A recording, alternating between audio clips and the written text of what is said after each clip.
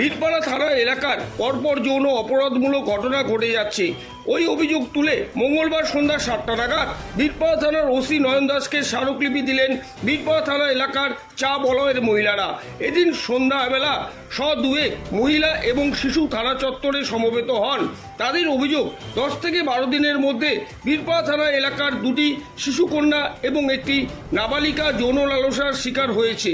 একটি ঘটনা ঘটেছে গ্রামে, বাকি 2টি চা বাগানে। তবে বীরপাড়া থানার সূত্রে জানানো হয়েছে অভিযোগ জমা পড়েছে দুটি ক্ষেত্রেই 2টি অভিযুক্তকে সঙ্গে সঙ্গে পক্সো আইনে গ্রেপ্তার করা হয়েছে। এই ধরনের ঘটনা রুখতে এলাকায় পুলিশি টহল এবং সচেতনতামূলক কর্মসূচি দাবি তোলেন তারা। দাবিগুলি খতিয়ে দেখার আশ্বাস দিয়েছেন বীরপাড়া থানার ওসি নয়ন দাস। এ প্রসঙ্গে কি বললেন চা বাগানের এক মহিলা, শুনে নেওয়া যাক। लोग अपने घरों में सुरक्षित नहीं है। आप देख सकते हैं यहाँ पे ये छोटी बच्ची है, इतनी बड़ी बच्ची जब घर से बाहर जाती है तो वो खुद को भी सेफ महसूस नहीं करती है, वो घर में रुकना नहीं चाहती है क्योंकि उसको घर में भी डर लगता है।